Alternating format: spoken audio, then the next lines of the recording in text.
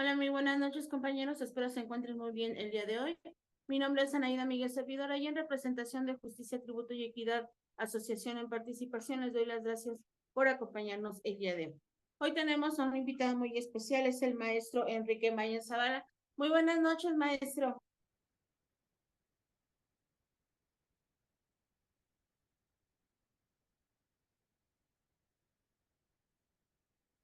Maestro, ¿logra escucharme?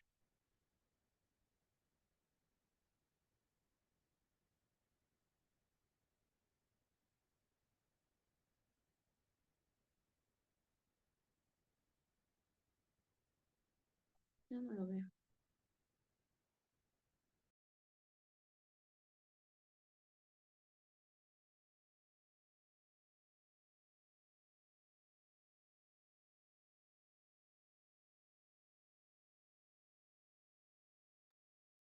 Maestro, buenas noches.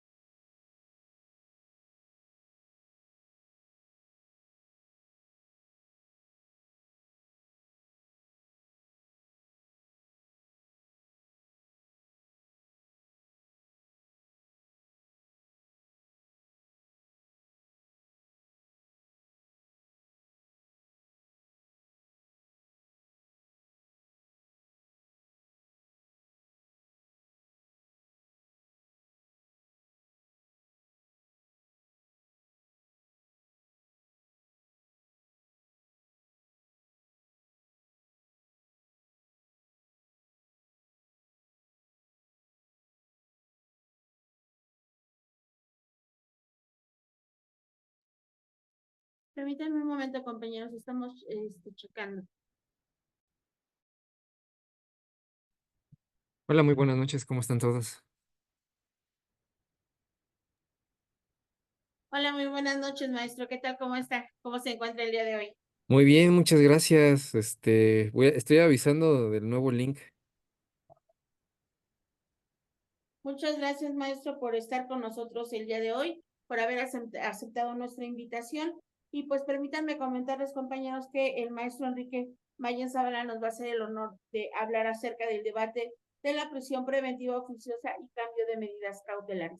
Él es abogado postulante, especialista en materia penal, y pues vamos a dar inicio. Por favor, los invito a que mantengan encendidas sus cámaras para acompañar a nuestro invitado del día de hoy, micrófonos silenciados para evitar interrupciones, dudas, comentarios, preguntas, por favor agradeceremos que las hagan al final de la ponencia, ya sea por medio de chat o levantando su manita virtual. Maestro, pues muchas gracias, una vez más agradeciendo que se haya tomado el tiempo para compartir conocimiento y experiencia con la comunidad de justicia, tributo y equidad. Le doy la más cordial bienvenida. Adelante. Al contrario, muchas gracias. Es un honor para mí estar aquí compartiendo con ustedes, pues la mucha o poca experiencia que uno puede llegar a tener en este tema, ¿no? Eh, bien, vamos a ver una pequeña presentación. Si me puedes dar acceso. Claro Ah, que sí, sí. maestro, Ahí puede sí lo compartir. tengo. Ok.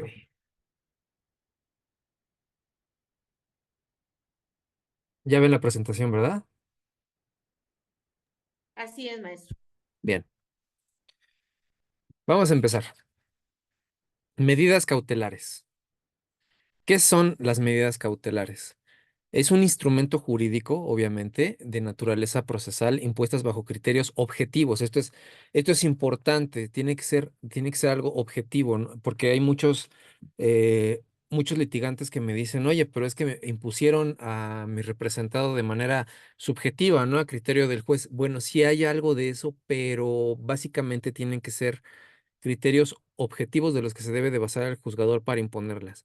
Demostrables por parte del órgano jurisdiccional, provisionales, esto también es importante, no pueden ser eternas.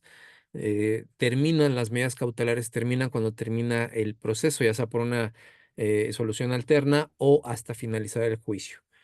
Son resultado de un ejercicio contradictorio. Efectivamente, este ejercicio contradictorio se da en debate en diferentes etapas. Puede ser una revisión de medida.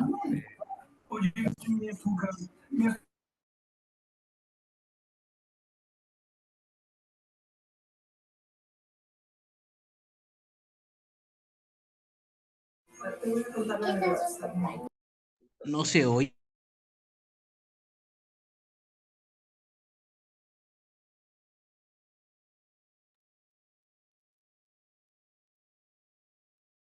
Maestro, su micrófono está. Se apagó su micrófono, maestro. Ahí, Sí, ahí está muy bien. Sí, listo, ok. maestro. Bien, estábamos en que las medidas deben de ser provisionales, no duran para siempre. Solamente lo que duran el proceso pueden terminar el proceso en una salida anticipada, en un procedimiento breve, una suspensión condicional, o bien en juicio, cuando se dicta sentencia, pues ya, o absolutoria, ahí terminan. Son resultado de un ejercicio contradictorio, efectivamente, se da verificativo con el sexto del Código Nacional, donde hay debate, ¿no? Se respeta el derecho a la prueba en este sentido, es decir, las partes pueden aportar sus pruebas. Eh, Deben de ser proporcionales, idóneas y necesarias. ¿Qué quiere decir que sea proporcional, que no sea desmedido? Que sea la óptima para garantizar el interés del Estado al menos costo posible. El concepto de optimización, ¿no? Algo es óptimo cuando haces más con menos, cuando estiras lo más que se puede, ¿no? Si tú haces un gasto personal, digamos, óptimo, pues 100 pesos los vas a hacer rendir al máximo, vas a poder hacer muchas cosas, como depende de cómo los dividas. En derecho es igual, o sea, debe de ser, la proporcionalidad tiene que ver con la optimización. Si tú necesitas para seguir los fines, los fines son garantizar la presencia del imputado, eh, qué es lo óptimo, ¿no? Eh, Proporcional, idónea y necesaria. ¿Qué es la idoneidad? Es la adecuada. ¿Y qué quiere decir que sea adecuada? Que sirve para garantizar esa finalidad y que sean necesarias. Es el principio de subsidiariedad. O sea, si hay otra menos lesiva, eh, se debe de optar por la menos lesiva. Bien, ahora, ya de lleno a la finalidad es garantizar la presencia del imputado, no entorpecer la investigación y que la víctima esté segura, así como testigos, peritos, el ofendido, comunidad. Son tres finalidades. ¿Para qué le imponen la prisión justificada a una persona? por alguna de estas tres. A lo mejor la víctima está en riesgo, a lo mejor está entorpeciendo la investigación o, o a lo mejor no se puede asegurar la presencia del imputado. ¿Y cómo no se, por qué dicen que no se puede, que a lo mejor el imputado no se puede garantizar esa presencia? Porque a lo mejor no tiene un domicilio fijo donde pueda ser localizado. Entonces, estas son cuestiones que ustedes deben de ver cuando llega eh, un, un asunto, digamos, en principio a sede ministerial.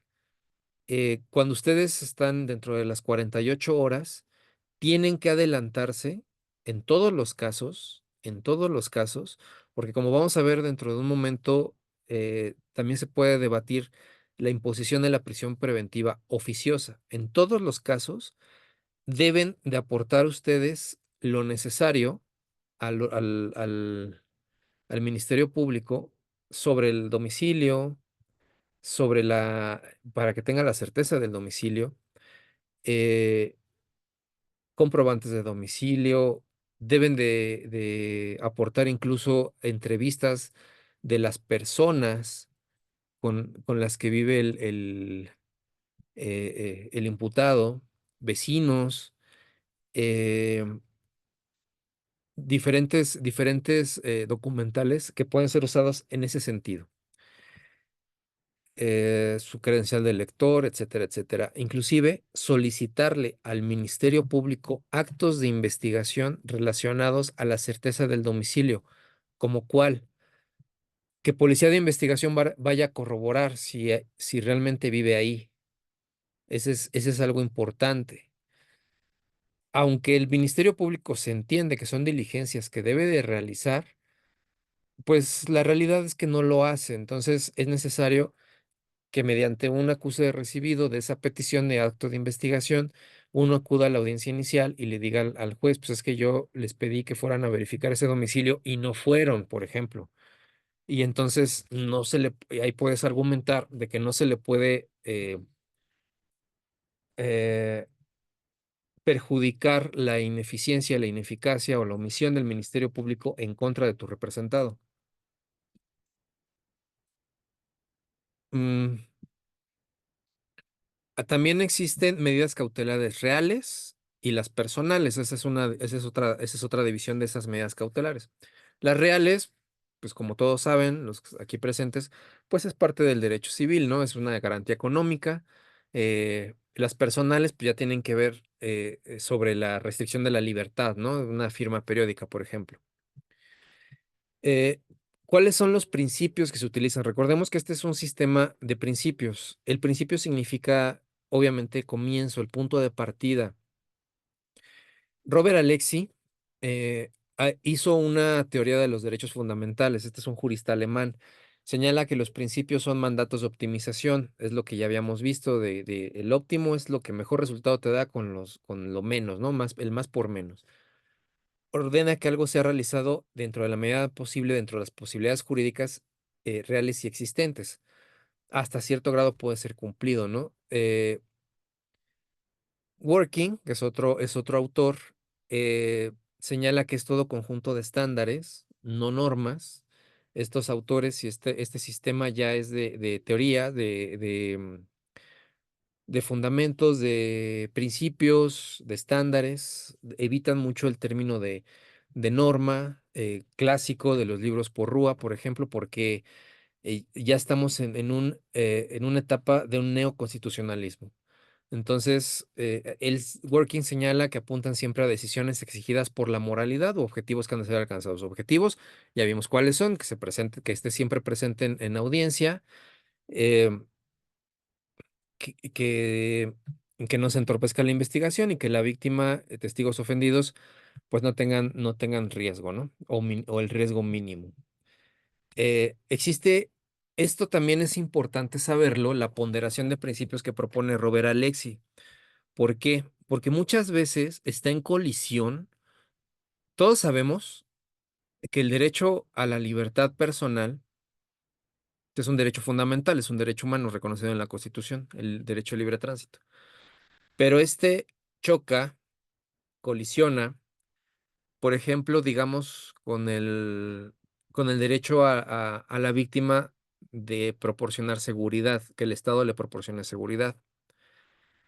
Entonces, ¿qué pesa más? ¿La libertad de la persona o el derecho a la seguridad pública, ¿no? Entonces, aquí encontramos un choque de derechos, un choque de derechos fundamentales. Entonces, ¿cómo lo resolvemos? Y Robert Alexis propone la teoría, el método de los pesos. Entonces, aquí, cuando hay conflicto entre dos principios, hay ciertos parámetros, ¿no? Las decisiones jurisdiccionales deben de ser justas y razonables.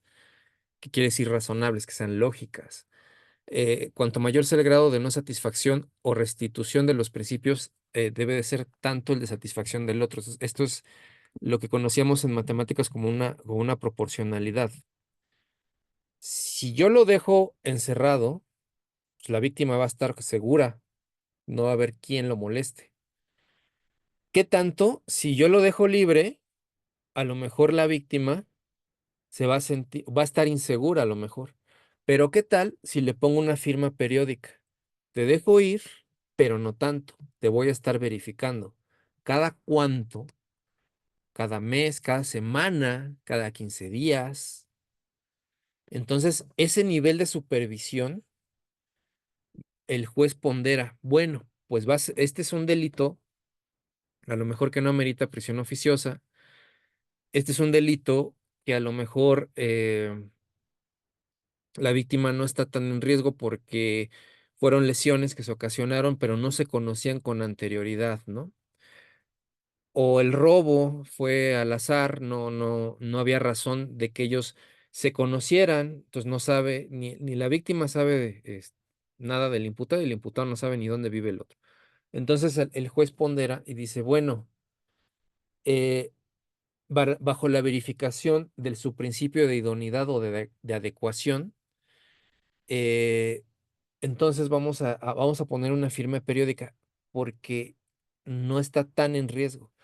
Pero ¿qué tal si el imputado sí sabe dónde vive la víctima, sí conoce sus horarios y el delito fue violento? Ya no hablemos sobre una violencia familiar, verbal, por ejemplo, ¿no? Psicológica, sino que hablemos ya sobre una tentativa de homicidio. Entonces el juez va a decir, pues es muy probable que va a estar en contacto con esta víctima. ¿Y qué va a pesar más en este caso? Debido a la ponderación de principios de Robert Alexis, pues lo dejó adentro. Es una manera de evaluar estas situaciones. Entonces, ¿qué tiene que hacer el juez en esta ponderación? ¿Cuáles son los riesgos eh, procesales del 168, 169 y 170? Sustracción, interferencia en la investigación y peligro a la víctima, testigos, comunidad, etcétera, con las medidas que me ofrece el Código Nacional. Entonces, todos estos factores se analizan y se llega a esta ponderación. Ponderación que no es definitiva y que puede cambiar.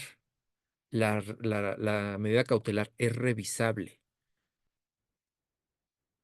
La ponderación, como Robert Alexis lo señala, es cuánto mayor es el grado de la no satisfacción o afectación de principios, tanto mayor debe ser la importancia de satisfacer el otro. No se, eh, no se satisface la seguridad de la víctima, entonces restricción de la libertad, ¿no? Es una relación proporcional. Entre más restrinjas uno, más valor tiene el otro o más satisfacción tiene el otro. Em, y aquí surge una crítica de un autor que se llama Gorra también, que pues dice que esto va a estar al arbitrio del juez, porque no va a o sea, a pesar de que hay datos objetivos, digamos, pues que sí está el domicilio, el dato objetivo es que pueda ser verificable con los sentidos, que tiene un sustento documental, fotográfico, etcétera, etcétera. Dices, bueno, pues sí tiene esto, pero al final dice el juez y por ahí dice en el artículo 170 del Código Nacional, si lo quieren ver, que finalmente el riesgo a la víctima lo evalúa el juez. Ahí le dan manga ancha, eh, le dan potestad al juez de decir, pues, aunque la evaluación de riesgos procesales de los MECA me haya dicho que es riesgo bajo a la víctima, aunque tú me hayas demostrado que no se conocían antes y aunque tú me hayas dicho que viven a 50 kilómetros de distancia uno del otro, ¿qué crees? Que para mí sí hay riesgo a la víctima. Entonces aquí es donde dice esta autor Gorra, bueno, pues es que esto ya es subjetivo, ¿no? Y no solamente en nuestra latitud, sino en varias latitudes del mundo, pues al juez se le deja precisamente esa última evaluación de riesgo a la víctima para él. Entonces, sí es algo arbitrario, pero también recordemos que el juez también se puede equivocar. Ahí tenemos el caso de Abril, ¿no? O sea, Abril era una chica que vivía en la Ciudad de México y que su expareja la golpeó brutalmente con un bat y entonces en audiencia el entonces juez, Federico Mosco, dijo, pues para mí no es riesgo a la víctima. Era arbitrario, el 170 se lo permitía. Entonces él evaluó y dijo, no, pues para mí de manera objetiva no hay riesgo porque la persona ya está, ya no vive con ella, ya no está, ya se eliminó. Y pues resulta que Abril, al ir al aeropuerto con sus hijos, pues es ultimada por unos sicarios que había contratado el esposo, y el esposo pues era ejecutivo, alto ejecutivo de Amazon, ¿no? Yahoo. Entonces, pues se hizo un escándalo, se destituyó al juez Federico Mosco por esta situación. Y entonces aquí es donde se preguntan todos, ¿no? O sea, la subjetividad, ¿hasta dónde y con quién? ¿Hasta dónde podemos evaluar? Porque si nosotros vemos a Federico Mosco, pues dice, bueno, este cuate tiene un trabajo fijo, tiene un trabajo que es alto ejecutivo de una empresa transnacional en México. Es decir, no hay tanto riesgo de fuga, sale perdiendo más. Esto es un asunto de violencia familiar. La violencia familiar es de 1 a 6 años. Este cuate tiene con qué pagar la reparación del daño. Y además vive lejos del domicilio, del que era el domicilio conyugal. Entonces él evalúa y dice, pues sí, o sea, que esté en libertad, ¿no? Entonces ahí valdría la pena preguntarse, bueno, aunque él hubiera estado en la cárcel, hubiera pasado lo mismo, ¿fue justa la destitución de este juez? ¿Realmente tuvo la culpa, dado los elementos que él tenía en ese momento para decidir? ¿O hay que analizarlo todo bajo una perspectiva eh, de que todos los delitos en contra de una mujer deben de llevar las penas máximas, ¿no? Entonces, pues ahí queda ese asunto eh, para el análisis posterior, ¿no? Yo en lo personal opino que el juez Federico Mosco pues tenía los elementos objetivos que marca el Código Nacional y que realmente fue un muy desafortunado asunto, pero pues son cosas que llegan a pasar en la sociedad, ¿no? Entonces, aquí ya con ese caso práctico, pues ya estamos viendo lo que era la ponderación y lo que es la crítica a esta metodología que propone Robert Alexis, ¿no? O sea, sí está muy bien, pero al final va a ser algo subjetivo, porque va a depender al final del juzgador. Ah, la idoneidad quiere decir adecuada, como ya lo había dicho, al fin perseguido. eh, La proporcionalidad, y le pongo ya aterrizado, bueno, ya práctico, que es esta proporcionalidad. Bueno, que el grado de afectación que se realiza a un principio debe ser directamente proporcional al beneficio que va a otorgar. Era la relación que yo les decía. Es una relación de tipo matemática. No sé si recuerden de la prepa, de la secundaria, las relaciones directas que deben ser directamente proporcional al beneficio, etcétera, etcétera. Es más o menos en ese sentido. Si yo te voy a retener, te voy a pedir una firma periódica bimestral, semanal, debe de ser proporcional al beneficio que se otorga. El beneficio es que te voy a tener checado. No se sacrifique valores y principios que tengan un mayor peso que el principio que se pretende satisfacer. Eh, Esto es, porque si fueron, digamos, un delito, uno, digamos, unas lesiones en riña. Dos personas en la calle se hacen de palabras, pasan de la palabra al plano de la obra, acuerdan agarrarse a moquetazos y se lesionan. Pero no se conocían entre ellos, fue algo derivado de una cuestión de tránsito. Eh, ¿Vale la pena que esté en la cárcel? ¿Es proporcional por un ojo morado que una persona esté en prisión preventiva justificada? Claro que no, claro que no. No hay riesgo a la víctima. La persona a lo mejor tiene trabajo, donde puede ser localizado, tiene un domicilio verificable, no ha entorpecido la investigación, quiere decir, a lo mejor no trató de sobornar a la gente que lo detuvo, a lo mejor él mismo dijo, no, pues yo voy y los alcanzo y llegó al Ministerio Público, pues se da el caso, ¿eh? Llegó solito al Ministerio Público a declarar. Porque los patrulleros iban en bici, no tenían patrulla, entonces ellos mismos se trasladan con sus coches, ¿no? Obstaculización de la investigación, pues claro que no. El ojo morado, pues, sí, ahí está la lesión, sí, a lo mejor tarda menos de 15 días en sanar, pero la proporcionalidad, ¿vas a sacrificar el valor de la libertad por eso? No, claro que no. Al momento de tener que decidirse una situación que se involucran dos principios, el grado de afectación que se realiza a un principio, por ejemplo, afectación a la libertad, debe ser directamente proporcional al beneficio que otorga al principio contrario, a la seguridad de la víctima, por ejemplo, que ese es la típica colisión, ¿no? Criterio de mínima intervención. El criterio de mínima intervención es que no hay de otra, no existe otra medida menos lesiva para el fin que se propone. Es la menos grave, se toma en cuenta la gravedad de la conducta delictiva y evalúa otras medidas para ver si es la menos gravosa. O sea, cuando les dicen el criterio de mínima intervención, es la mínima intervención del Estado en el individuo. Debe de ser la menos lesiva. Y ese también es otro argumento para ustedes como litigantes. La fiscalía siempre va a solicitar, no hacen generalmente un criterio de mínima intervención, no realizan este análisis.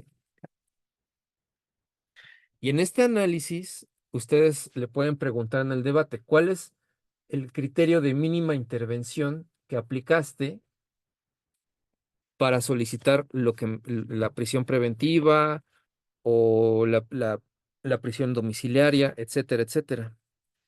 Este, este principio de mínima intervención también es útil, les decía yo, eh, para el debate, que se los digan, que lo expongan, ¿no? Eh, el principio de proporcionalidad está contenido en el artículo 156 y dentro de este artículo 156 del Código Nacional, ahí les dice el criterio de mínima intervención. Entonces ahí le preguntan ustedes a la fiscalía, bueno, conforme al 156, ¿cuál fue tu criterio de mínima intervención? Entonces, esas son tips, ¿no? Para llevar el debate. También tenemos esta es una tesis aislada, la 2007-342, proporcionalidad de las penas, su diferencia con el test de proporcionalidad en derechos fundamentales. Es interesante que la lean para que la comparen, ¿no? Eh, Principio de presunción de inocencia. ¿Por qué les pongo la presunción de inocencia? Porque hay muchos litigantes que dicen, es que si le impones una prisión justificada, entonces estás afectando el principio de presunción de inocencia. Y todos los jueces dicen, no, pues, ¿cómo crees? ¿Pero por qué? ¿Por qué no se afecta la presunción de inocencia cuando te imponen una medida cautelar? Primeramente tenemos que analizar que el principio de presunción de inocencia tiene tres, es un principio poliédrico, quiere decir que tiene varias aristas. Una de ellas es la regla del trato extraprocesal, que viene en la jurisprudencia 236-93. Esta regla de trato extraprocesal es derecho a recibir la consideración y el trato de no autor o partícipe en los hechos. Cuando a ti te ponen la prisión preventiva justificada, la prisión domiciliaria o una firma periódica, cualquier cosa de estas, eh, sigues teniendo el trato de no autor, porque todavía no tienes sentencia, todavía no se te ha habido vencido el juicio, todavía no ha pasado todo ese proceso. ¿Por qué? Pues porque no es una pena anticipada. O sea, tú sigues teniendo el estatus de inocente. El, el principio de presunción de inocencia en el estándar de prueba, la 260-91. Ordena a los jueces la absolución de los inculpados cuando durante el proceso no se haya aportado pruebas de cargo suficientes para acreditar la existencia del delito y la responsabilidad de la persona. Es, es la inocencia por insuficiencia probatoria. Si el Estado, si la Fiscalía no junta suficientes pruebas de cargo y no configura, no acredita el delito, no acredita la participación, la responsabilidad de la persona, absuélvelo. Es un principio de presunción de inocencia en el estándar de prueba. Ahora, principio de presunción de inocencia como regla probatoria está en la jurisprudencia 260-93. Este derecho establece las características que deben reunir los medios de prueba y quién debe aportarlos para poder considerar que existe prueba de cargo válida y destruir el estatus de inocente. ¿Cuáles son las características de la prueba? Eso o sea, que sea una prueba lícita, que haya sido obtenida sin violación a derechos fundamentales. La regla probatoria es que no puedes sentenciar a nadie con regla ilícita. Ahora, la vertiente de trato procesal.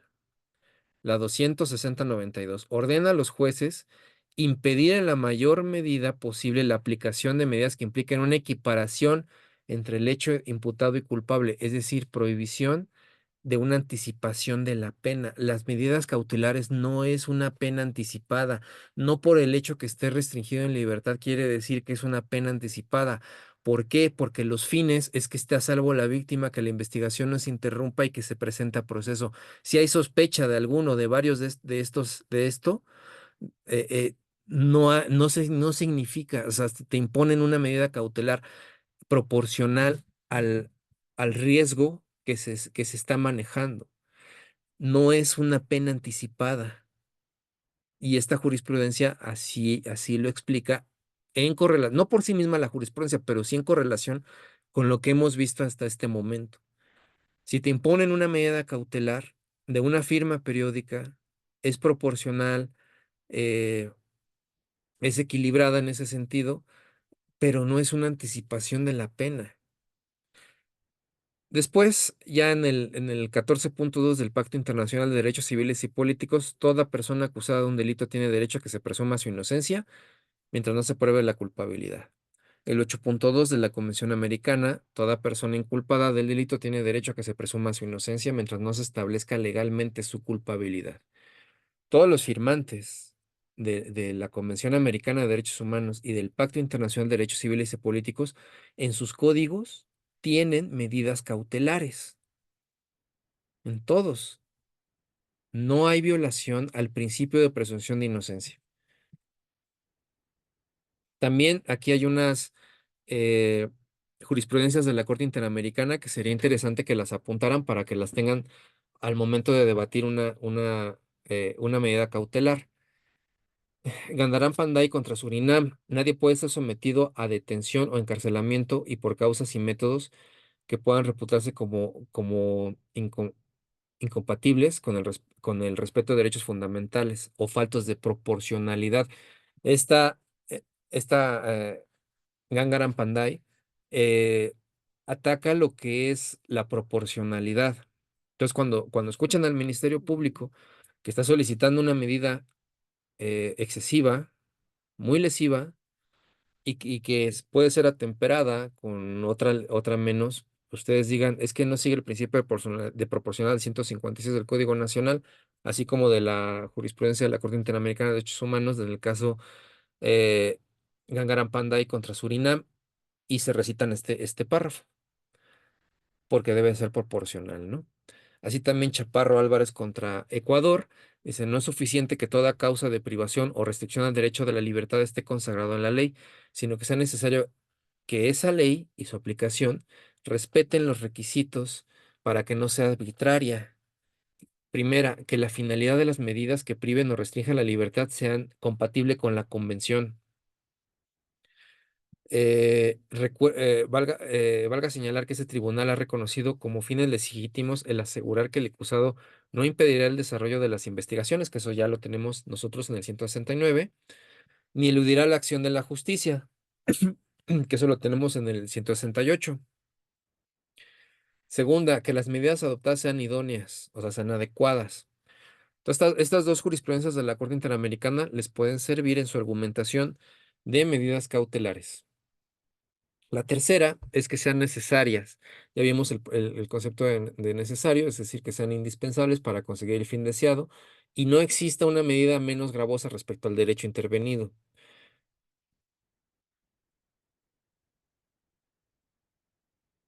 Ay, gracias, Alan. Bueno, sigamos. A ver,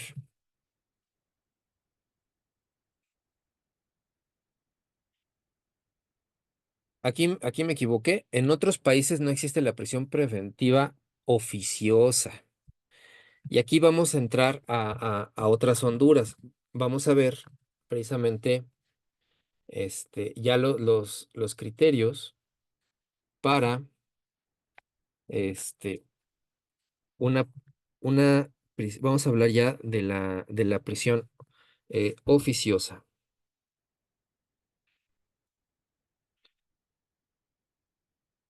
Ustedes, como buenos juristas, saben que existe un sistema interamericano de derechos humanos, que México es parte de este sistema eh, de derechos humanos, de este sistema, sí, bueno, mm, denme un segundo. mm,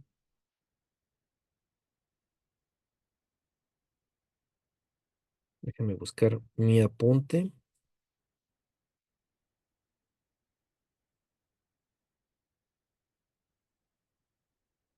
Pues resulta que el 25 de enero del año 2023, la Corte Interamericana resolvió el caso García Rodríguez y otros contra México, en el cual, en en el párrafo 152, dijo, los representantes y la comisión alegaron que la figura de la prisión preventiva oficiosa que fue aplicada al caso concreto resultaba contraria a la Convención Americana y vulneraba los derechos de la libertad del artículo séptimo de la Convención Americana y la presunción de inocencia del 8.2. Nosotros acabamos de ver que la imposición de una medida cautelar no vulnera el principio de presunción de inocencia. Sin embargo, es otra cuestión totalmente diferente la prisión preventiva oficiosa. La Corte Interamericana determina que sí vulnera el principio de presunción de inocencia. Es así. La justificada no. ¿Por qué?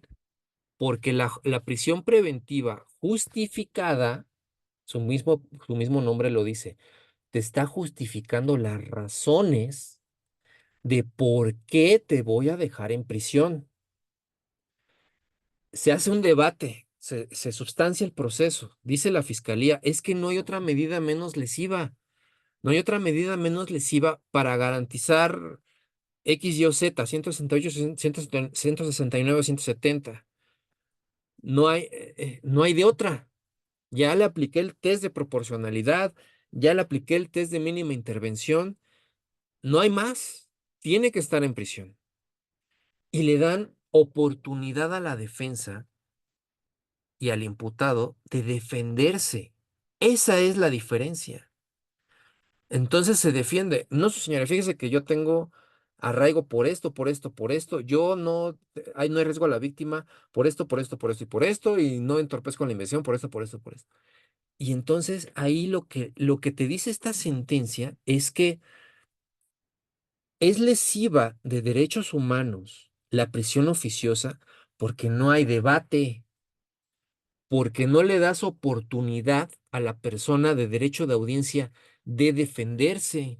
La impones en automático. Hay un catálogo de delitos en el artículo 167 del Código Nacional que corresponde con el párrafo segundo del 19 constitucional, la parte segunda, en donde si estás imputado por cualquiera de esos delitos, en automático es prisión. Eso es lo que la Corte Interamericana dijo. ¿Sabes qué? Es que esto no se vale. No te estoy diciendo que no le impongas la prisión. Te estoy diciendo que lo escuches, que debatas y tú ya ponderes con tus atribuciones de juez si lo dejas adentro o no. La prisión preventiva justificada no es una pena anticipada, la oficiosa sí. La prisión preventiva justificada tiene debate, la oficiosa no. La prisión justificada sí vulnera el 8.2 de la Convención, principio de presunción de inocencia. No lo vulnera y la oficiosa sí. Esa es la gran diferencia. Entonces, eh, el 7 de noviembre del año 2022 sale la Corte Interamericana en otro caso de Zompantle, Tepicle y contra México y dice en el párrafo 85 en la parte final, el Estado era responsable por la violación de los artículos 7.1 y 7.3 de la Convención Americana en relación con el punto 1 del mismo instrumento, en perjuicio de Jorge Marcial Zompantle Tepicle, Gerardo Zompantle Tepicle y Gustavo Robles López. O sea, les impusieron oficiosa. El Estado es responsable por la violación de estos derechos.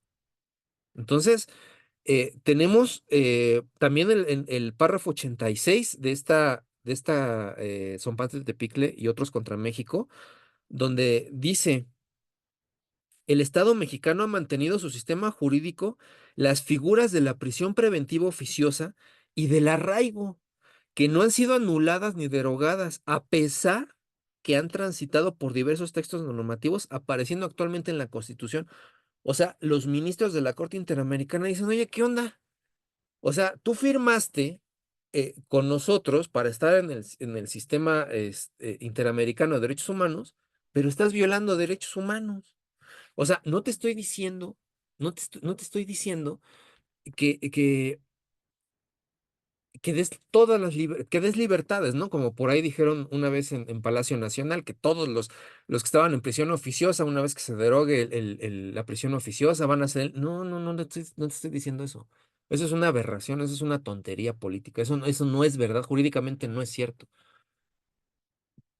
Tú firmaste con nosotros y tienes que adherirte a la ola de derechos humanos. Ya hiciste tus reformas constitucionales de 2008, de 2011, donde antes garantías individuales, ahora son derechos humanos y se protegen y estás en un sistema interamericano.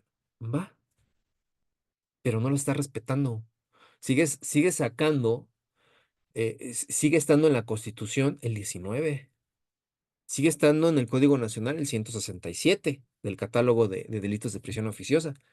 Entonces, ¿para qué estás aquí? ese es el reproche que hace la Corte Interamericana a México. Y nos dieron 2 años para borrar, para derogar precisamente la oficiosa.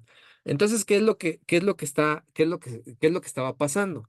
Que a partir del 25 de enero de 2023 ya era debatible la prisión oficiosa. ¿Cómo es eso? Si tú tienes una persona que está bajo el régimen de la prisión preventiva oficiosa, tú solicitabas el cambio de este estatus, ¿no? De la medida. ¿Cuál era tu motivo? ¿En qué cambió? Ah, pues precisamente la resolución de 25 de enero de 2023 de García Rodríguez y otros. Ah, bueno, ok. Y entonces empezó una ola en el país de querer hacer revisiones de medida cautelar eh, para cambiarla, ¿no? ¿Y qué pasó? En muchos estados decían, sí, vamos, te la cambiamos, pero ahora vamos a escuchar el debate, todo, y de todas maneras dejaban la oficiosa. En muy pocos casos la cambiaban por otra medida menos lesiva. Porque pues la verdad es que los delitos de oficiosa pues sí son graves, ¿no? Por ejemplo, a una persona acusada de feminicidio, pues era difícil, ¿no? Que lo dejaran salir, ¿no? Entonces, eh, en otros casos mencionaban eh, otra vertiente, ¿no? Había por ahí, eh, la 211 ay, era una jurisprudencia que te decía que no había nada, o sea, no había nada arriba de la Constitución, que el control convencional de la Corte Interamericana no funciona. La 293/2011, ya me acordé. La 293/2011 decían algunos que le daban prioridad a las leyes internas, a la Constitución, más allá ajá, Gabriel Flores, ajá, la contradicción de 293/2011. Y entonces aquí algunos jueces resolvían, no, pues es que yo soy team 293/2011. A mí las sentencias de la Corte Interamericana, pues me valen. O sea, yo voy a aplicar lo que es de derecho interno, ¿no? Eh, entonces, todo esto empezó a causar muchos problemas. Entonces, de ahí surge precisamente ah, la 40/2023, que esa surgió en el circuito centro norte, en el pleno regional. Es una contradicción de criterios, 40/2023, del pleno regional en materia penal de la región centro norte, con residencia en la Ciudad de México. Como saben, el país está dividido en circuitos, ¿no? El Ciudad de México es el primer circuito, el Estado de México es el 22, Querétaro creo que no, Querétaro es el 22, el Estado de México es el segundo, etcétera. Es un show, ¿no? Están agrupados. Y a su vez esos circuitos están agrupados en plenos regionales. Y nosotros, Ciudad de México, pertenece al Centro Norte. Entonces, en el año 2000, Querétaro es el 13, perdón. Entonces, en el año 2023 surge esta contradicción de criterios 40/2023. ¿Qué nos dice esta resolución? A partir de mediados más o menos del año 2023, se empezó a poner de moda de que había jueces que no querían entrar al debate de la prisión preventiva oficiosa, porque decían, yo soy de la 293, 2011, yo no le hago caso a las sentencias de la Corte Interamericana. Otros decían que sí, pero los que decían que no. Y entonces, ¿qué haces cuando un juez eh, de primera instancia te dice que no? Pues te vas al amparo, ¿no? Entonces, en el amparo, redactabas tu amparo, oye, fíjate que no me quieren hacer caso para llevar a debate la prisión y entonces se vino una ola de amparos, ¿no? Para abrir las audiencias, para que les admitieran el debate. Entonces, en esta contradicción de criterios, en el párrafo 204, dice, para que sea posible conceder la suspensión del acto reclamado, en el juicio de amparo se deben cubrir ciertos requisitos. El quejoso debe gozar de un interés legítimo, el quejoso debe alegar la violación de un derecho constitucional, la existencia de una afectación irreparable, la apariencia de buen derecho, es decir, que existan indicios o argumentos razonables de que el reclamo está fundamentado en una interpretación de la Constitución. ¿Y cuál era la interpretación en la Constitución? Bueno, a ver, aquí tenemos un conflicto, ¿no? La Constitución me dice que no hay nada más arriba de ella, pero el Tratado Internacional me dice que sí. ¿Cómo lo resuelvo? Entonces, ahí lo que hacían los abogados en ese momento era decir, ¿sabes qué? La prisión preventiva oficiosa, eh, la misma Constitución se contradice. ¿Cómo? Tienes derecho de audiencia y tienes derecho en el artículo primero, párrafo tercero, a que todas las autoridades te respeten tus derechos humanos contenidos ahí y no te están respetando el derecho de audiencia. Ah, pues sí, ¿verdad? Entonces, así se empezaba a fundamentar. También este párrafo 204 nos decía el peligro de demora, que se garantiza un interés social, etcétera, etcétera. Y eh, hablaba también en el párrafo 209 de la tutela anticipada. Contempla la posibilidad de adelantarse en la protección y restitución de derechos fundamentales previo a la emisión de una sentencia definitiva en juicio de amparo.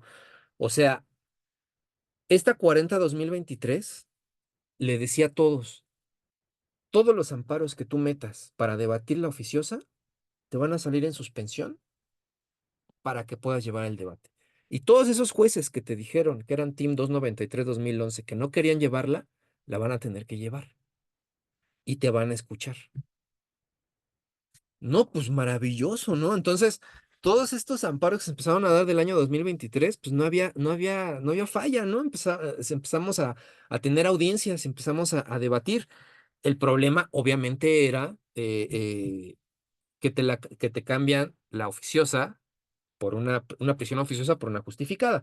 Pero ya empezábamos a romper esta inercia, ya empezamos a romper esto. Y al menos aquí en el circuito centro-norte, o al menos en Ciudad de México, muchos jueces ya no abren debate bueno, abren debate para la justificada, pero ya no la oficiosa.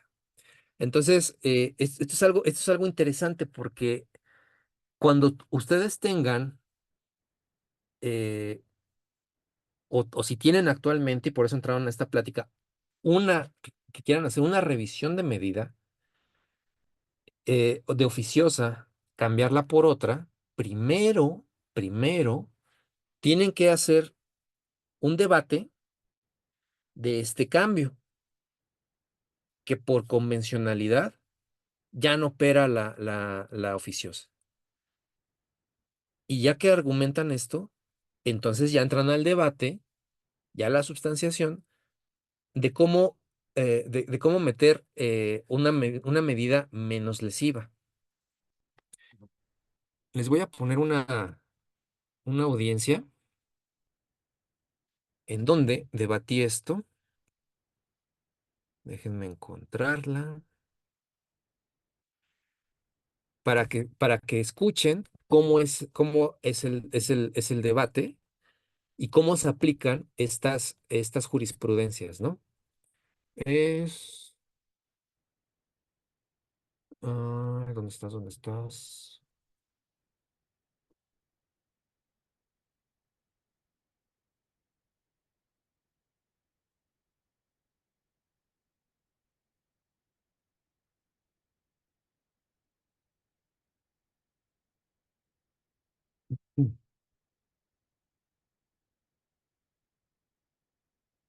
Ahorita la encuentro. Aquí está.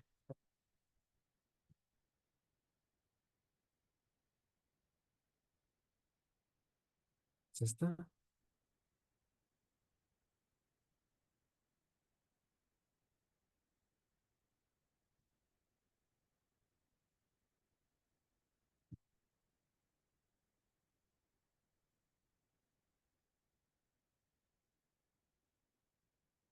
Lo estoy abriendo, ¿eh?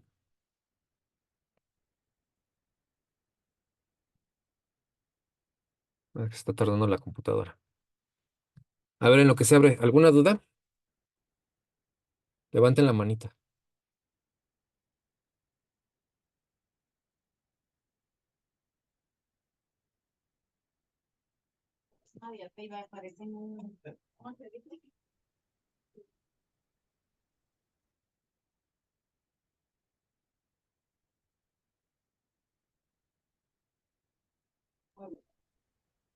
¿No hay dudas hasta ahorita? Profesor, disculpe, buenas noches. Bueno, En relación a que no Tenemos puede para- haber algo más arriba de la Constitución, creo que en el mismo artículo primero constitucional establece que tiene que ser ujú, al mismo nivel los tratados internacionales donde México ha sido partícipe y ha ratificado. En así es. ese sentido, creo que el pactus sunt servanda, que significa debe cumplirse justamente conforme a la letra y todo en relación, en beneficio al imputado. Entonces no habría razón para poder hacer un debate Es que- que, que no tendría más allá del 19 y el 167. Sí, Digo, así es. es Es mi correcto. opinión. Es correcto. Muchas Bueno, gracias. aquí está la audiencia. Déjenme adelantarle. Sí, señoría, tenemos notificación. Caballero, una persona de y esta es mexicana, administrativa, Leonel Caballero Vasco, la medida. Escuchamos. Gracias, señoría. A ver, aquí ya va a empezar el argumento para la revisión de la medida. Todos lo ven y lo escuchan bien, ¿verdad? Así es. Ok. No se escucha, maestro. ¿Eu? No se escucha. Leonel Caballero Vázquez ¿Ya? fue sometido a la Ya. prisión preventiva oficiosa en razón del 19 párrafo segundo constitucional el 13 de marzo del año 2023, bajo la carpeta administrativa 15, diagonal 451, diagonal 2023, por su señoría la jueza Esperanza Medrano Ortiz. Sin embargo, su señoría, a raíz de los criterios emitidos por la Corte Interamericana, esta prisión preventiva oficiosa debe de cambiar, su señoría. Es así porque la Convención Americana de Derechos Humanos fue ratificada en el año de 1981, así también el párrafo primero, el artículo primero de la Constitución nos dice precisamente que deben de ser reconocidos estos tratados internacionales. Asimismo, la sentencia de García Rodríguez y otros contra México del 25 de enero del año 2023, en el párrafo 152, señala que la figura de la prisión preventiva oficiosa es contraria a la Convención Americana per se, su señoría, viola la libertad personal, el artículo séptimo de la Convención Americana, y la presunción de inocencia, el artículo 8.2 de la misma convención. Asimismo, su señoría, en esta misma sentencia del caso García Rodríguez y otros, en el párrafo 176, hace alusión precisamente a la jurisprudencia, a la 293-2011, y esta misma, su señoría, genera en este párrafo, en el párrafo 176, se menciona que la tutela judicial en México, los mecanismos de control de retención, revisión, y sean ineficaces para garantizar el derecho pro persona. Asimismo, su señoría, en una nota al pie de página de esta misma resolución, al pie de página 208, es la declaración pericial de Rogelio Arturo Bárcena Zubieta, señala que la contradicción de tesis 293-2011 representa un fallo trascendental. En este mismo sentido, en el párrafo 177 de esta misma resolución, se señala que las distintas autoridades estatales tienen la obligación de ejercer ex oficio un control de convencionalidad, su señoría. Bajo esta misma, bajo este mismo párrafo, en la nota al pie 211, señala que la tesis, la contradicción de tesis 293-2011, señala el perito Bárcenas, que es cuestionable, dice que es cuestionable que se trata de un criterio verdaderamente vinculante que constituya una ratio decidendi. Es más bien una obiter dicta, es decir, dicho sea de paso, no es la 293 no es una cuestión vinculante. Por lo que hace a la sentencia de la Corte Interamericana de Derechos Humanos del caso Zompantle y Tepictle y otros contra México, sentencia del 7 de noviembre de 2022, en el párrafo 85 de esta resolución, su señoría, señala que el Estado era responsable por la violación de los artículos 7.1, 7.3 de la Convención Americana. Y señala en el párrafo 86 que el Estado mexicano ha mantenido la prisión preventiva oficiosa y el arraigo que no han sido anuladas ni derogadas. En este mismo sentido, en el párrafo 215 de esta misma resolución, la Corte recuerda el deber de general del Estado, establecido en el 2 de la Convención, incluye la adopción de las medidas para suprimir las normas y prácticas de cualquier naturaleza que implique una violación a las garantías de la Convención. Esto es muy importante, señoría, porque en este párrafo 215 de Zompantle Tepictle se da pie a la progresividad, al avance de derechos humanos. Asimismo, señoría, esto lo coligo con la jurisprudencia del número de registro 20062225 del rubro jurisprudencia emitida por la Corte Interamericana de Derechos Humanos. Es vinculante para los jueces mexicanos siempre que sea más favorable a la persona. Esto es así, su señoría, porque su señoría que tuvo a bien vincular y imponer la prisión preventiva de carácter oficioso, señaló que fue el 19 constitucional, en su párrafo segundo, la razón de la prisión preventiva oficiosa. Esto hace una aparente tensión entre este 19 constitucional y la jurisprudencia de la Suprema Corte, de la Corte Interamericana de Derechos Humanos. Sin embargo, esta aparente tensión debe de resolverse, señoría, bajo la luz del artículo 1 constitucional, en donde el principio pro persona es optar por la más favorable a la persona, que en este caso, señoría, es la que nos permitiría realizar precisamente este ejercicio de escuchar a la defensa de nuestro defenso, en el sentido para que cambie esta prisión que está sufriendo por otra menos lesiva bajo las reglas del mismo código, su señoría. Es cuanto.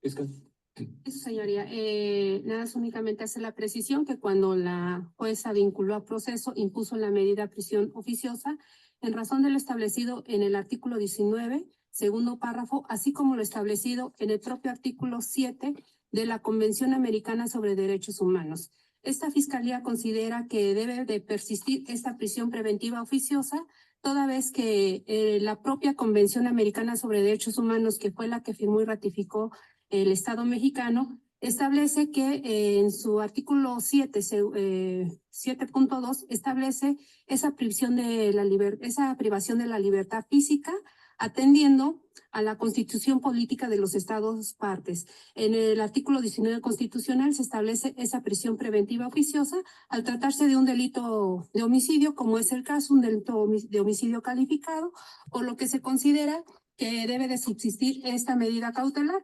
aunado a que si tomamos en consideración como criterio orientador lo establecido en el criterio con número de registro 2027-8904, en el que establece que los jueces no podrán de manera ex oficio realizar un control de convencionalidad, esto atendiendo a que continúa vigente la jurisprudencia con número 20/2004, en el que la Suprema Corte de Justicia de la Nación prohíbe analizar las restricciones constitucionales.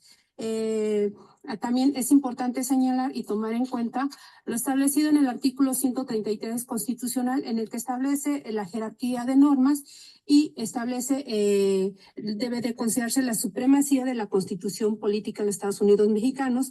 También debe establecerse y considerarse lo contemplado en el artículo 128 constitucional, que fue lo que consideró también la jueza al momento de imponer la medida cautelar, si bien es cierto, no lo verbalizó. Sin embargo, este artículo 128 constitucional refiere que todo funcionario público, sin excepción alguna, antes de tomar posesión de su cargo, protestará guardar la Constitución y las leyes que de ella emanen. Este artículo 18 constitucional sigue vigente, por lo tanto, debe de considerarse y debe de considerarse debidamente impuesta esta medida cautelar, aunado a que si consideramos que en los casos ya referidos por la defensa, en estos casos se analizó lo establecido en el artículo 161 del Código Federal de Procedimientos, no así el artículo 19 constitucional, ni tampoco el artículo 167 del Código Nacional, por lo que esta Fiscalía solicita subsista la medida cautelar que actualmente tiene el acusado, siendo esta la de prisión preventiva oficiosa. Si por alguna razón su señoría no comparte el criterio planteado por esta Fiscalía, solicitaría se me permitiera más adelante hacer el uso de la voz para solicitar medida diversa. ¿Ya vieron cómo la Fiscalía saca la 293/2011? Ahí te va. No puede haber nada más de la Constitución. O sea, eh, esa idea, ¿no? Esa cuestión, ¿no? Ay, no sé. Pero bueno. Bien, solamente para publicidad, el número de registro que hizo alusión respecto al criterio orientador. El criterio orientador es el con registro digital 2027-894. Gracias. Sí. Señor Javier. Señora, nada más para abonar a lo mencionado por la propia Fiscalía, creemos de igual manera que debe de persistir lo que es la prisión preventiva, en este caso de carácter oficioso, toda vez que prevalece justamente lo marcado en el artículo 19 constitucional y no habría mayor manifestación de eso. Defensa. Efectivamente, el artículo 7 de la Convención Americana, como lo refiere la representación social, refiere a una prisión, pero no de carácter oficioso. México es el único país que, o cuando menos firmante de la convención, que mantiene esa figura, la cual fue criticada duramente por la sentencia Zompacte-Tepicle, como ya lo había señalado, señoría, sigue siendo inconvencional, haciendo alusión al propio 133 que invoca, constitucional, que invoca la Fiscalía. Pues este 133 nos especifica realmente que los tratados internacionales se van a van a unirse con la Constitución Política de los Estados Unidos Mexicanos. No es dable seguir pensando en una 293/2011 cuando este criterio ya ha sido superado, señoría. No es el cambio de prisión oficiosa a una prisión justificada es dable conforme el séptimo de la Convención Americana y el 133. No así es inconvencional mantener una prisión oficiosa, su señoría. Respecto de el criterio orientador que dio la fiscal, bueno, pues existen varios criterios que han salido en ese sentido, señoría, de otros circuitos que también pueden ser tomados como orientadores. Por ejemplo, hay uno por reiteración del 9º circuito, señoría, con el registro 2027-756, prisión preventiva oficiosa, con base en la interpretación conforme y pro persona del segundo párrafo del artículo 19 de la Constitución General, que es lo que es el caso. Es factible acatar el fallo emitido por la Corte Interamericana de Derechos Humanos en el caso García Rodríguez y otros contra México, que prohíbe su imposición automática. Para armonizarlo con la línea jurisprudencial de la Suprema Corte de Justicia de la Nación en materia de restricciones constitucionales. Es decir, este sería una jurisprudencia de reiteración, repito, es del 9º circuito, pero que también podría servir para un criterio orientador, señoría, conforme el artículo 215 de la Ley de Amparo y colegido con el artículo 216 de ese mismo ordenamiento. Es en ese sentido, señoría, que la defensa sigue solicitándole a usted este cambio de medida cautelar, declarar inconvencional esta prisión preventiva oficiosa. ¿Inconvencional? La prisión preventiva oficiosa es inconvencional, señoría, para pasar otro. Sí. Y aplicar precisamente los criterios de la Corte Interamericana. Gracias. Fiscal. Señoría, en cuanto a la última manifestación que refiere la defensa, en un primer término se insiste en que la prisión preventiva oficiosa es legal, está contemplada y a rango constitucional.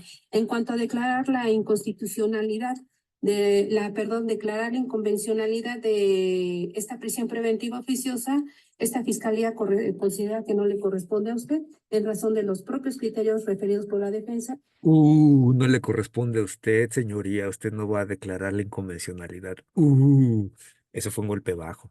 Y los que señaló la de la voz. Se insiste en que el acusado continúe con la prisión preventiva oficiosa. Señor Javier, no reitero la petición, únicamente. Bueno, se cierra el debate y el tribunal se va a pronunciar.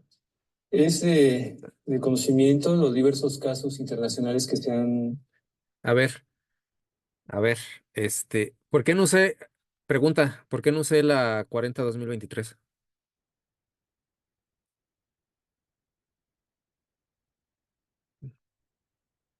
¿Quién me dice?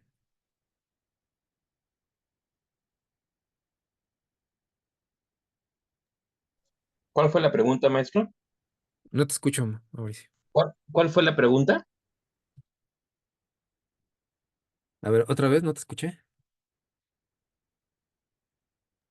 ¿Cuál fue la pregunta que hizo? ¿Por qué? Ya vimos las sentencias de la Corte Interamericana que usé, algunas de aquí también. ¿Por qué no usé la que acabo de mencionar, es la 40-2023?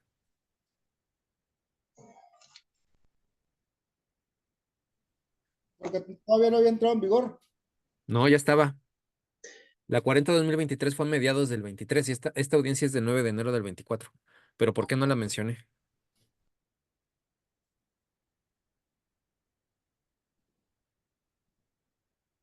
Por el circuito en que rige, ¿no? No, ese era mi circuito. Ah, estamos en el mismo circuito, sí. Centro Norte. Sí. Y este es de la Ciudad de México. Era el circuito correcto, pero ¿por qué no la mencioné? Porque no había un choque de derechos, mi maestro, en el sentido de que usted estaba solicitando el cambio de la medida cautelar en virtud de que se había anticipado una medida cautelar de medida oficiosa. En consecuencia, y por así como usted lo advirtió en su argumento, no existía impedimento para poder hacer un acto de convencionalidad. Esa sería mi opinión.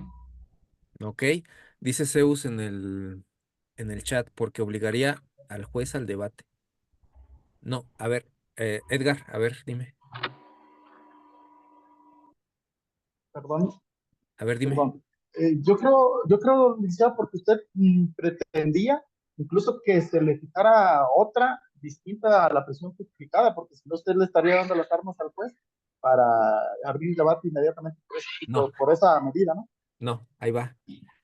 La 40-2023 de la contradicción de tesis del Centro Regional Centro Norte, te decía que si tú metías un amparo, dalo, otorga la suspensión.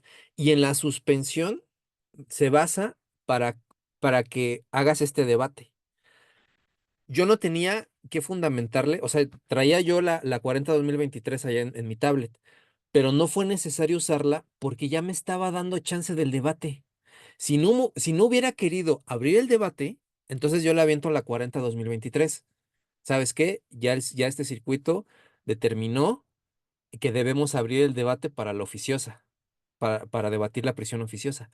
Pero como sí me dio chance, a ver, vamos a escucharlo, pues ya ahí la guardé, ya no lo sé. Fue por eso nada más. ¿Va? Sigamos. Además, perdón, además de que en abril del caso 2023 internacional. México reconoce internacionalmente que sí vulneró los derechos humanos en el caso Sompaxle Tecpile y Rodríguez contra México. No, esa Este, es la disculpa pública. Es que parte de las sentencias de la Corte Interamericana, y aquí hay otro punto interesante. La Corte Interamericana se va contra las naciones, se va contra países. Es Zompantla Tepicle contra México, es García Rodríguez contra México, es Gandaram no sé qué contra Surinam, etcétera. Es contra el Estado. Entonces, parte de la sentencia es: haz tu disculpa pública, haz el reconocimiento público, hazte un monumento, y dame garantías de no repetición. Entonces, por ejemplo, en el caso de Campo Algodonero, una de esta sentencia de Campo Algodonero fue el caso de las chicas que fueron ultimadas en Ciudad Juárez. La fiscalía actuó muy mal, entonces, ¿qué vas a hacer tú, México? O sea, parte de la sentencia de la reparación del daño a la nación es: ¿qué vas a hacer tú para que esto no se repita? Y entonces, como había muchos problemas en el sentido de la reparación del daño, en el sentido de la investigación, perdón, dijeron: no, pues, ¿sabes qué? Voy a hacer los protocolos para feminicidio. Y de ahí surgieron o sea, no, antes de Campo Algodonero no había protocolos de feminicidio. Entonces, siempre con cada sentencia de la Corte Interamericana, tiene que haber un cambio en el Estado para garantizar la no repetición, que no vuelva a pasar otro Zompantla Tepicle, que no vuelva a haber otro García Rodríguez y otros. Entonces, parte de eso es: elimíname, como parte de la sentencia de la reparación del daño, elimíname el 19 constitucional, para que no vuelva a pasar estos casos, ¿no? Entonces, aquí hay una cuestión de reparación de daño, porque en la Ley General de Víctimas retoman ese concepto de no repetición. Pero, por ejemplo, eso tú lo puedes garantizar, la no repetición la puedes garantizar siendo un estado, siendo un país, porque adecuas el sistema jurídico, creas instituciones, eliminas otras, y entonces te garantizo que no vuelve a pasar, que ya no va a haber prisión preventiva oficiosa, porque ya vamos a quitar el 19 y vamos a derogar el 167. Órale, va. Pero un particular, ¿cómo va a ser una garantía de no repetición? Es muy difícil. Y eso viene, y hay jueces que dicen: dame la garantía de no repetición en un delito de violencia familiar. Si no, no te la doy. Oye, ¿cómo te va a garantizar que no le va a volver a mentar la madre? Que se va a coser la boca. O sea, ¿cómo? O sea, es muy difícil para un particular la garantía de no repetición. Eso más bien opera para estados, pero bueno, ahí está. Nada más como dato curioso. Entonces, seguimos escuchando la resolución. Es un pase de fecha 7 de noviembre de 2022 y García Rodríguez y otros versus México, la cual las resoluciones de la Corte Interamericana son de carácter obligatorio para la autoridad judicial, de conformidad con el artículo 1 de la Constitución Federal, el cual establece respeto a los derechos humanos por parte de las autoridades. Es así que, tomando en consideración las manifestaciones que ha hecho la defensa, y de acuerdo también, Es homicidio el delito. dejar de olvidar que el artículo 19 constitucional sigue vigente. Sin embargo, en atención a estos criterios internacionales, este tribunal va a acceder a atender al cambio de la medida de una prisión preventiva oficiosa a justificada, y se va a abrir este segundo debate de conformidad con los criterios orientadores cuyo número de registro son 2027539 y uno diverso 2006225. Así es que se va a atender a la medida, a la prisión preventiva justificada. Nuevamente escucharemos a la defensa y en su momento a las demás partes técnicas. Así es que lo escuchamos. Y así es como se debate la prisión preventiva oficiosa para cambiarla por otra. Ya el debate que sigue, pues es el debatito normal, Ya es una cuestión de ¿sabes qué? Pues yo traigo esto, tú traes esto, ¿y qué hacemos? Y y así es. ¿Preguntas finales?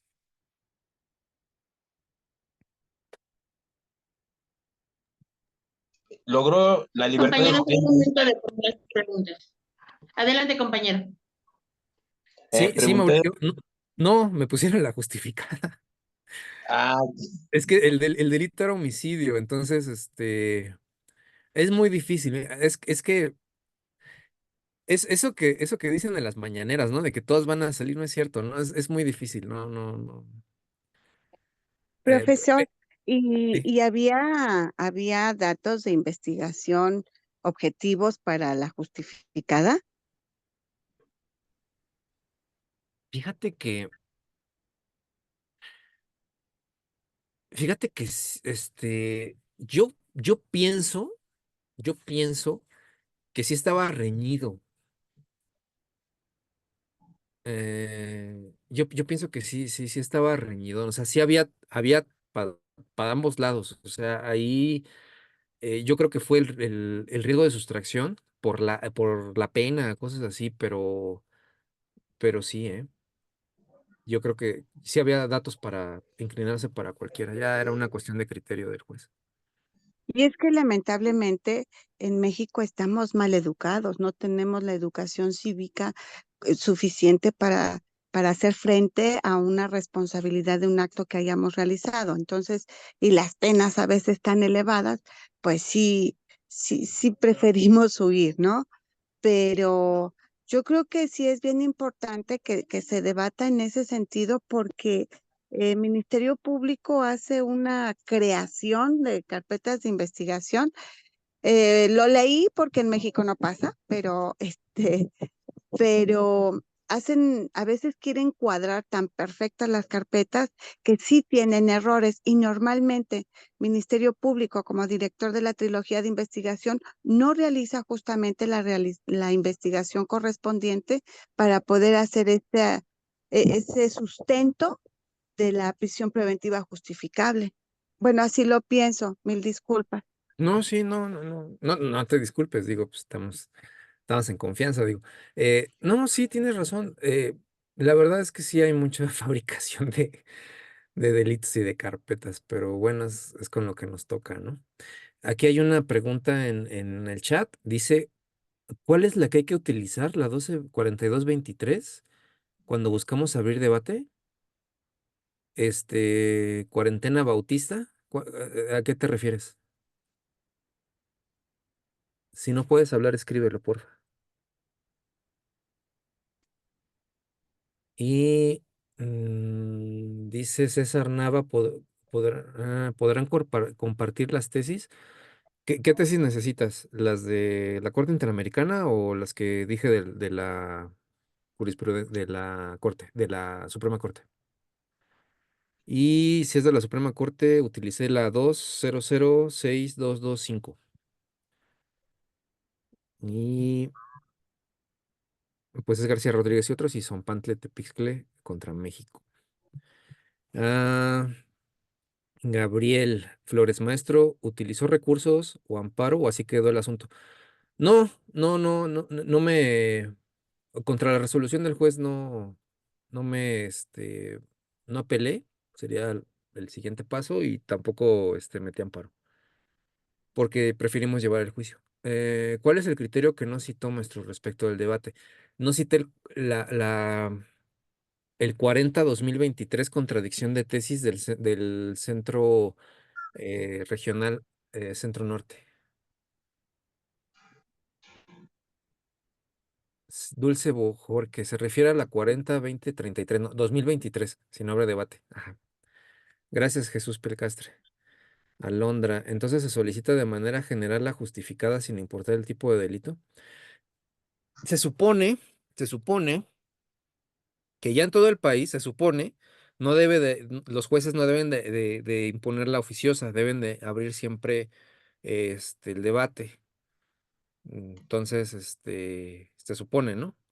Pero hay jueces que dicen, no se ha derogado el 19, yo le sigo. Entonces, hazle como yo, pide audiencia de revisión de medida cautelar en base a los nuevos criterios, ¿no? Y creo que ya. ¿Alguien más? ¿Otra pregunta?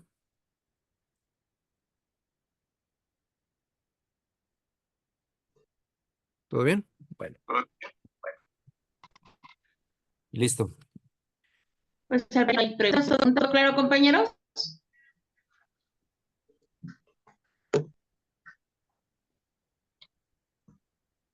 Al parecer sí, maestro. Perfecto. Bueno, pues espero que Gracias, compañero. espero que les haya gustado, que haya sido de utilidad, hayan tomado buenos apuntes y pues aquí estamos cualquier cosa, ¿eh? Pues muchísimas gracias, maestro, por haber aceptado nuestra invitación. Esperamos que no sea la última vez que podamos hablar con su presencia para compartir su tiempo y su conocimiento y experiencia con esta comunidad. Gracias, cuando quieran. Gracias, gracias, maestro. A nombre de Justicia, Tributo y Equidad, Asociación en Participación, les damos las gracias. Le doy las gracias, maestro, por habernos acompañado el día de hoy. Su reconocimiento se lo envía a la maestra Jessie por este medio y pues también esperamos podérselo entregar muy pronto de manera personal. Están pidiendo aquí los compañeros si tiene alguna red social o Sí, su correo para que yo, puedan ponerse en contacto con usted. yo subo mis audiencias, algunas, porque luego no me da tiempo de editar los nombres y eso, a YouTube. Me encuentran con mi nombre, Enrique Mayen Zavala. En mi Facebook también, ahí subo fragmentos de otros cursos que doy. Tips también para litigantes en materia penal. Ahí me pueden contactar, me pueden mandar sus preguntas sin problema.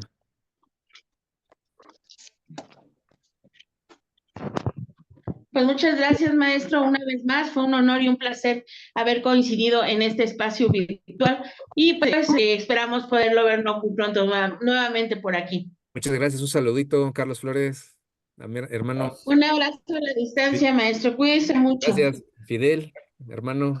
Abrazo. Gracias, profesor. Bye. Gracias, maestro. Muy buenas noches. Más gracias. Gracias, maestro. Muchas gracias a todos los compañeros que hicieron el honor de acompañarnos el día de hoy en esta sesión. Recuerden que el día 6 de julio, que es sábado, tenemos un curso ya programado especialmente para ustedes. Está titulado Estrategias de litigación en el procedimiento de ejecución penal. Nos hará el honor de impartirlo el maestro Rubén Manuel Godínez Cerón, quien es juez de ejecución de sanciones penales en la CDMX. Este taller dará inicio en punto de las 10 de la mañana y concluirá a la 1 de la tarde. Recuerden que se otorga constancia de participación con valor curricular y grabación de la sesión. También los quiero invitar para el día 16 de julio. Tendremos nuevamente a la doctora Carla Prat con el tema ofrecimiento y ejecución de medios de prueba en la etapa intermedia. Este taller se llevará a cabo en punto de las 5 de la tarde y concluirá a las 9 de la noche. Información en los grupos de WhatsApp en los que ya algunos están inscritos y recuerden que también pueden obtener información en los números telefónicos que están circulando ya en los flyers en las redes sociales. Pues por mi parte es todo. Mi nombre es Anaída Miguel Servidora y en representación de Justicia, Tributo y Equidad, Asociación en Participación, les doy las gracias por habernos acompañado el día de hoy. Cuídense mucho, descansen. Gracias. Igualmente, gracias. Ya viene el agua.